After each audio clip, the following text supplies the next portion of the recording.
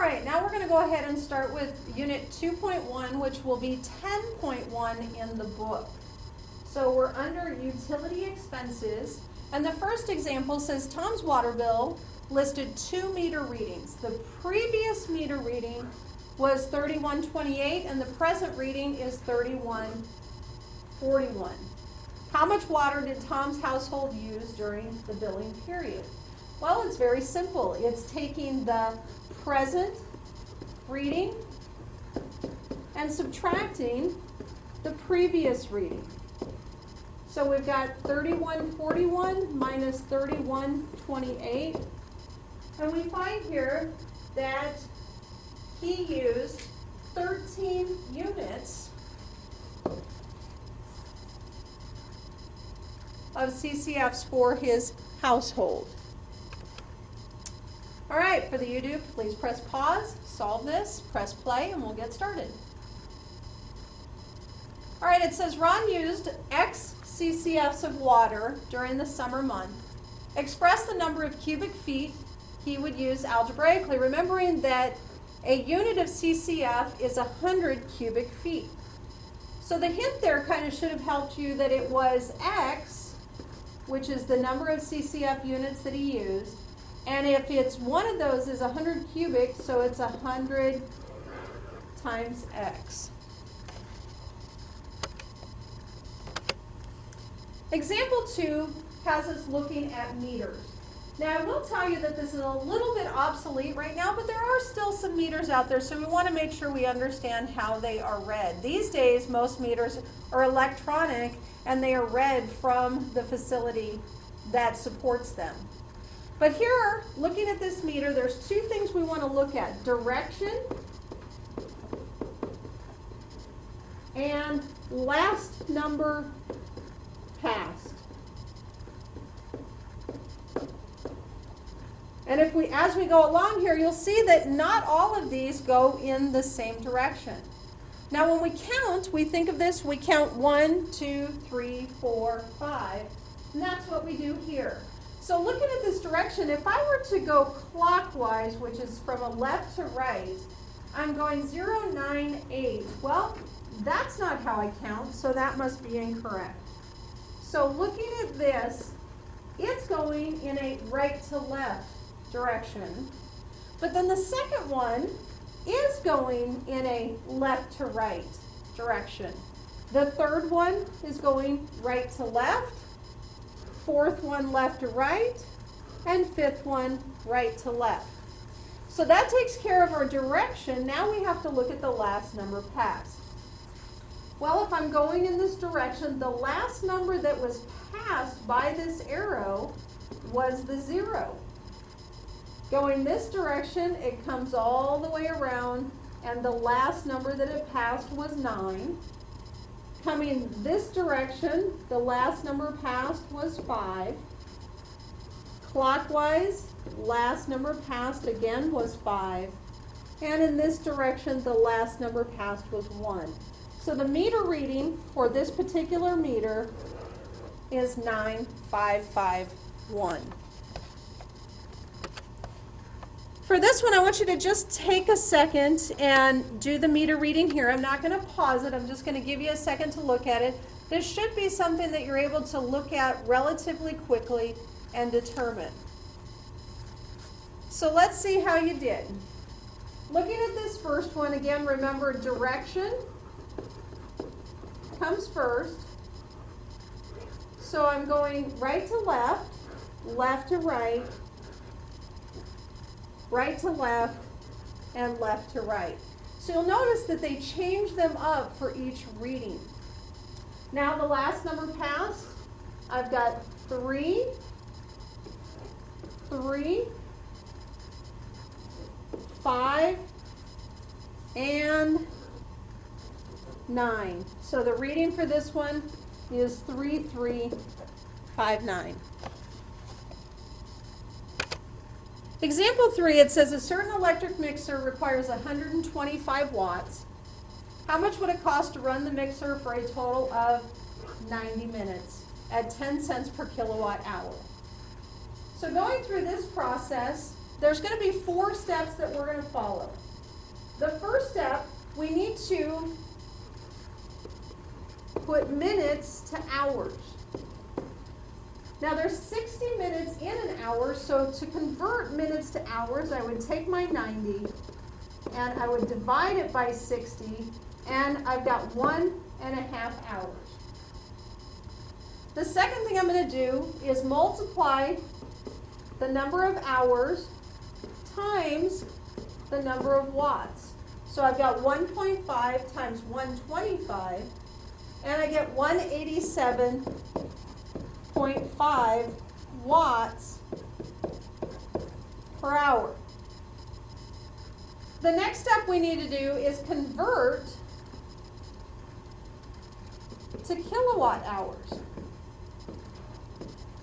And I would do that by dividing the 187.5 by 1,000, as there's 1,000 watts in a kilowatt. So all I'm really doing here is moving the decimal 3 times. I get 0.1875. And the last step is to go ahead and multiply that by the cost. So I get 0.1875 times the cost, which was 10 cents per unit, and I end up with 0.01875. And if I look at that in terms of dollars, the 8 is going to cause this to round, because when I'm looking at cents, I'm only going to look at 2 decimal points past. And so I'm not going to look at the 3rd, 4th, and 5th, except for with the 3rd, I need to determine, do I round or not? Remember, if this number is a 5, 6, 7, 8, or 9, I'm going to round up.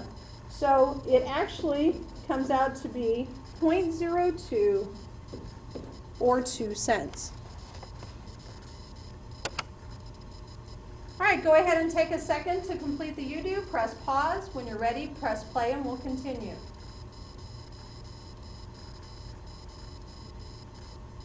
All right, it says an appliance uses W watts. If you run it for M minutes, the cost per kilowatt hour is C. Express the cost of running the application for M minutes algebraically. So the first thing we did was convert minutes to hours. So we took the minutes and we divided it by 60. The next thing that we did was we multiplied it by the number of watts. So it's W times the quantity M divided by 60. The third step was we divided the whole thing by 1,000 to convert watts to kilowatts. And then our final step was we multiplied this whole thing by the cost. Example 4, it says, depending on the climate, utility usage can vary to the seasons. Here in Arizona, we can kind of relate to that, as our electric bill is not going to be anywhere near in January what it is in July, because we use our air conditioning units a lot in July, which causes a much higher electricity bill. Electricity bills can be higher in the summer due to air conditioning, and gas and oil can cause it to be higher in the winter. For this reason, some utility companies offer balanced billings. This evens out the monthly cost of utilities to make the homeowner's payments predictable. So in essence, what it's saying is it makes sure that you pay the same exact amount every month. Instead of paying a low amount in January and a high amount in June, we pay the same amount each particular month. So an example here, the Ross family spent $3,336 for electricity, and they're opting to use balance billing for the next year. What will their monthly payment be? All right, we know that there are 12 months in a year. So to balance this out, we're going to take the total cost per year, which is the $3,336, and we're going to divide it by 12 so that we can get what 1 month's bill will be. And if you plug that into your calculators, you'll see that you got $278 per month. Go ahead and complete the you do. Press pause. When you're ready, press play and we'll continue.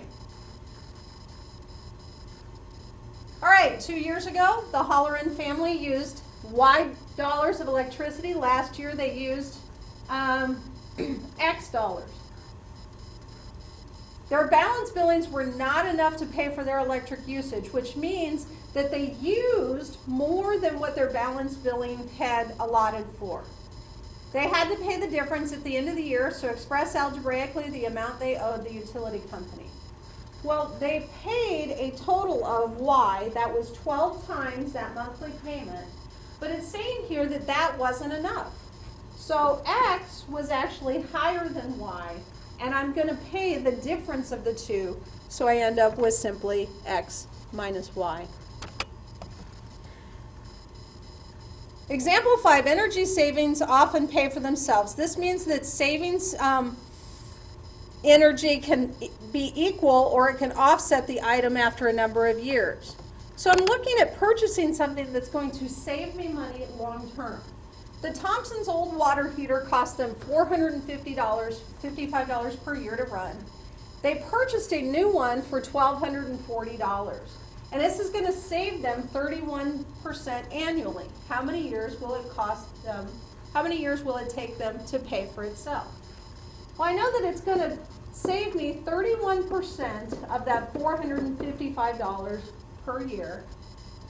And 31% as a decimal is 0.31. When I multiply that together, it means that it's going to save me $141.05 per year.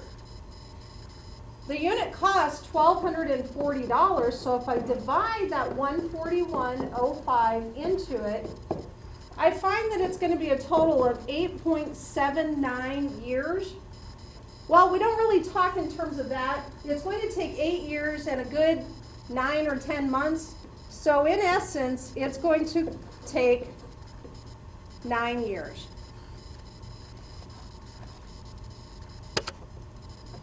All right, press pause and complete this, please. When you're ready, press play and we'll get started. Okay, here it says that old dishwasher costs R dollars to run for a year. If it's replaced by a new energy efficient dishwasher that costs C but saves P% per year, express algebraically the number of years it will take for the dishwasher to pay for itself. Well, the first thing that I'm going to do is I'm going to take the cost of the dishwasher, and it's going to divide. First thing I've got to do is get the percent to a decimal. So the percent times the decimal is P divided by 100. And then I'm going to multiply that times how much it normally costs. So it's P divided by 100, the percent divided by 100 to get it to a decimal, times R, the cost. And then I'm going to go ahead and multiply all of that. Or actually, I'm sorry, I don't multiply it by that.